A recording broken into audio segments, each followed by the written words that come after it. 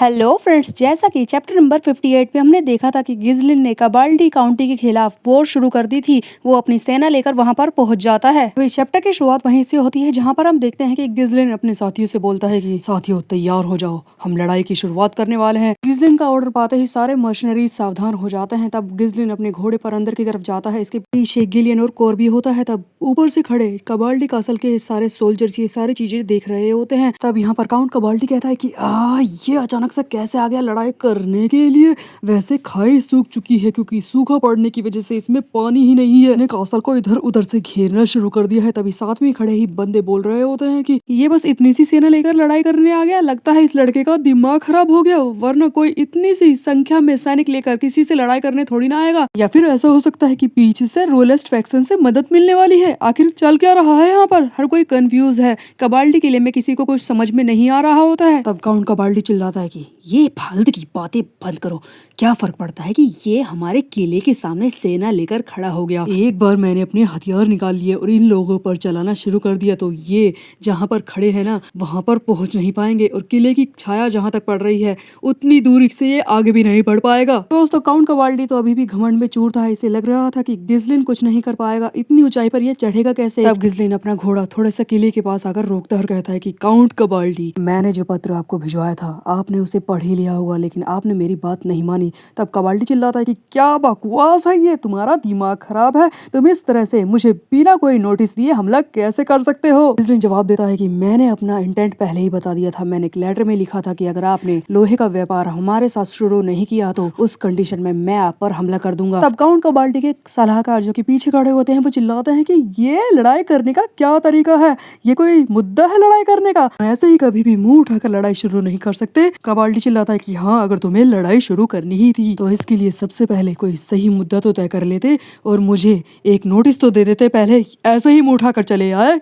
ऐसे किसी भी घटिया इंसान से बात नहीं करना चाहता जो नोबल्स के बीच में हुई संधि वार्ता की बेइज्जती करता है। वो उनकी बात नहीं मानना चाहता और कहीं भी मुंह उठाकर चला आता है। दोस्तों, ये काउंट कबाल्डी बार बार बोल रहा था कि तूने पहले बताया नहीं कि तू लड़ाई करने के लिए आने वाला है और ऐसे ही मुंह उठाकर चला आया। इस बात को सुनकर गिजलिन कहता है कि ओह, मैं पहले युद्ध की चेतावनी चाहिए, बार बार बोल रहे हैं ना, ठीक है मैं इन्हें चेतावनी देता हूँ। तब हम देखते हैं कि गिजलिन अपने धनुष पर तीर चढ़ाता है और ऊपर की तरफ चलाने वाला होता है। गिजलिन को तीर चढ़ाता देख किले के ऊपर खड़े सैनिक अपनी अपनी ढाल निकाल लेते हैं और अपने इस लॉर्ड की, काउंट कबाल्डी की रक्षा करने में तैयार हो जाते हैं। तब गिलियन पीछे से कहता है कि किला काफी ऊंचा है, क्या आप इस पर तीर चला पाएंगे लॉर्ड? तब दोस्तों यहाँ पर दिखता है एक बहुत ही मजेदार स्टंट। आई मीन इसके घोड़े को सही में भाई साहब सारे अवार्ड दे दो। गिजलिन का घोड़ा नीचे की तरफ झुक जाता है, एक ऐसा एंगल बनाता है जहाँ पर गिजलिन आसानी से ऊपर की तरफ तीर चला पाए। दोस्तों, इससे पहले कि गिजलिन कुछ बोले घोड़ा ही इसकी बात समझ जाता है और गिजलिन ऊपर की तरफ एक खतरनाक तीर चलाता है जो कि काउंट कबाल्डी के आगे ढाल बनकर खड़े सैनिक को लगता है और उसके सर में से आर पार होकर ये काउंट कबाल्डी के कान को छूकर जाता है जिससे कि उसके कान में खून निकलने लगता है। दोस्तों, गिजलिन इतना खतरनाक है, नीचे से ही ऐसे एंगल से तीर मारा है कि एक साथ उसने 2 शिकार कर लिए। अब दोस्तों, जैसे ही काउंट कबाल्डी के कान के पास तीर लगता है, खून निकलने लगता है, तब गिजलिन स्वैग से कहता है कि यह है मेरी युद्ध की चेतावनी,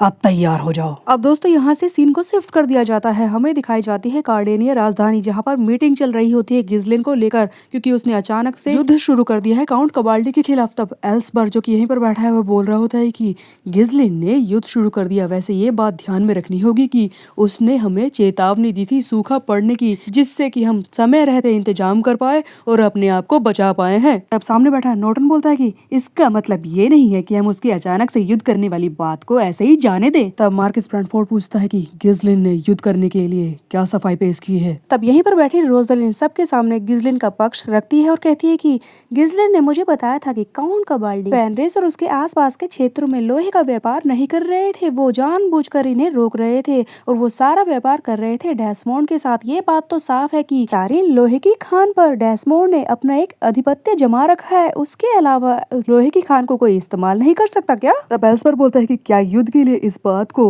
वजह माना जा सकता है? इतने में ही गिजलिन को अपना विरोधी मानने वाला मार्कस मॉरिस मक्वायर जो कि यहीं पर बैठा होता है मीटिंग में, वो बोलता है कि देखा, मैंने तो पहले ही कहा था उस लड़के के बारे में, वो हमारे लिए बस परेशानी खड़ी करेगा, हमें जल्दी करनी होगी और उस लड़के को रॉयलिस्ट फैक्शन से बाहर का रास्ता दिखा देना चाहिए। तभी पीछे खड़े इस मॉरिस के चमचे भी बोलते हैं कि हाँ, मॉरिस ने बिल्कुल ठीक कहा, ये कोई ऐसा वक्त नहीं है कि हम युद्ध में पड़ जाएं, बल्कि सूखे से जो परेशानी हमारे सामने खड़ी हुई है हमें पहले उन्हें ठीक करनी होगी, ना कि किसी युद्ध में पड़ना होगा। इतने में नॉर्टन बोलता है कि वैसे तुम उस लड़के से चिढ़ते ही हो। मॉरिस ये सुनकर हैरान हो जाता है। तभी रोज़लिंड सबको चुप करवाती है और कहती है कि शांत रहिए सभी, हमारे सामने जो जानकारियां हैं अब हमें उनके बारे में सोचना होगा, ना कि बेकार की बहस करनी होगी, क्योंकि युद्ध तो पहले ही शुरू हो चुका है।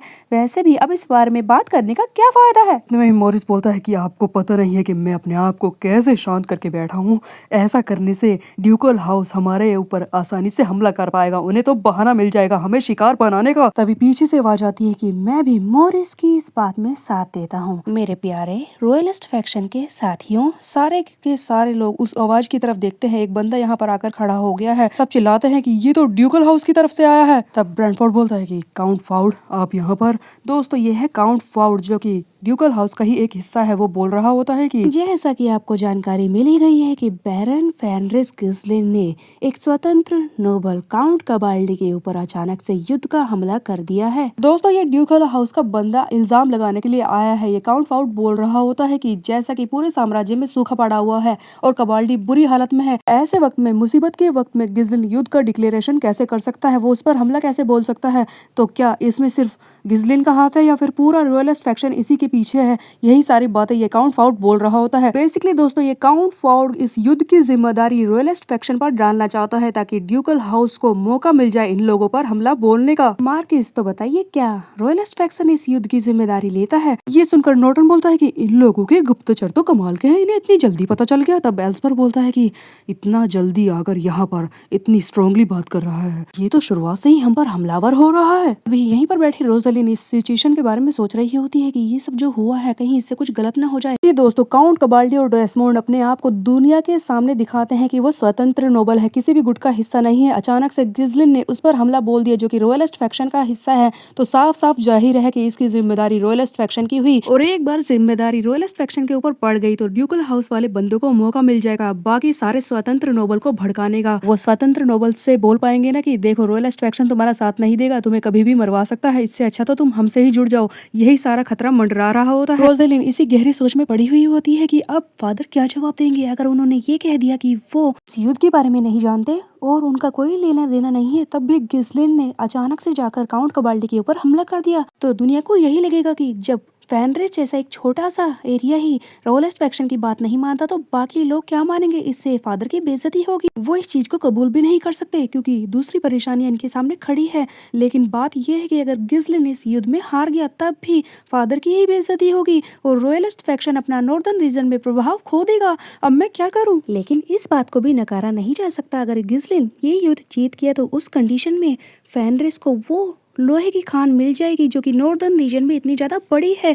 वो उस खान को सिक्योर कर लेंगे और ताकतवर भी हो सकते हैं, और ऐसा करने में रॉयलिस्ट फैक्शन का ही फायदा है क्योंकि खान हमारे अंडर ही आ जाएगी। दोस्तों अचानक से गिस्लिन के युद्ध को डिक्लेयर करने की वजह से रॉयलिस्ट फैक्शन के लिए मुसीबत तो खड़ी हो गई है। दुनिया के सामने अपने पक्ष को कैसे रखे, यही बात यहाँ पर चल रही होती है। रोज़लिन चाहती है कि गिस्लिन किसी भी तरह से युद्ध को जीत जाए, तभी तो इन लोगों का फायदा होगा। तभी हम देखते हैं कि मार्किस ब्रैंडफोर्ड बोलता है कि यह युद्ध बिना किसी कारण के नहीं हो रहा है, इस युद्ध को जस्टिफाई किया जा सकता है। ये सुनकर ड्यूकल हाउस की तरफ से काउंट फाउड जो आया है वो बोलता है कि आपका इस बात से क्या मतलब था, क्या आप मुझे समझा सकते हैं? तब मार्किस बोलता है कि देखो काउंट कबाल्डी और फेनरिस दोनों के बीच में आपसी मतभेद हैं जिन्हें वो आपस में युद्ध करके सुलझा सकते हैं।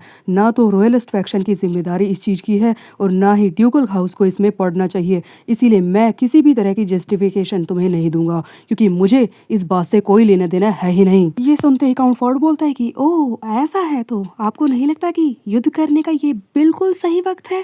क्योंकि वहां पर काउंट कबाल्डी बहुत ही ज्यादा कमजोर है और आप रॉयलिस्ट फैक्शन का जो हिस्सा हैं और साम्राज्य की सबसे बड़ी शक्ति हैं। आप इस चीज से अपना हाथ छाड़ रहे हैं, आप इसकी जिम्मेदारी नहीं लेना चाहते, आप उस नोबल को अकेला छोड़ रहे हैं, काउंट कबाल्डी को। क्या आपको नहीं लगता कि आप अपनी जिम्मेदारियों से भाग रहे हैं? इस बात के जवाब में मार्किस कहता है कि वैसे मुझे ये बात समझ में नहीं आ रही कि ड्यूकल हाउस को इस बात में इतना इंटरेस्ट क्यों है। तुम क्यों बार बार काउंट कबाल्डी की तरफ से सफाई पेश कर रहे हो? उनके लिए तुम अचानक से यहाँ पर बात करने के लिए कैसे आ गए? क्या इस बात से मैं यही मतलब निकालूं कि काउंट कबाल्डी न्यूट्रल नहीं है, वो भी ड्यूकल हाउस से जुड़ा हुआ है? दोस्तों ये ड्यूकल हाउस का चमचा तो मार्किस को फंसाने के लिए आया था, लेकिन मार्किस ने तो ऐसे ही फंसा दिया और बोल दिया कि क्या काउंट कबाल्डी इन लोगों से जुड़ा हुआ है, क्यों उनकी सफाई दे रहा है तू? तब दोस्तों यहाँ से फिर से सीन को शिफ्ट कर दिया जाता है। हमें दिखाई जाती है कबाल्डी किले के सामने युद्ध भूमि, जहाँ पर खड़ा है गिस्लिन और गिलिन की तारीफ कर रहा होता है कि तुम तुमने सही वक्त में बता दिया कि एंगल गलत था, देखो कितना कमाल किया ना मैंने तीर से। तब कोर कहता है कि हाँ सचमुच, काउंट कबाल्डी आज के बाद कान में इयररिंग पहनने के बारे में नहीं सोचेगा, क्योंकि गिजलिन के तीर से कबाल्डी का कान घायल हो चुका है। उसको कटने की वजह से खून निकल रहा होता है लगातार, वो जमीन पर आ चुका है। सारे सोल्जर्स चिल्ला रहे होते हैं,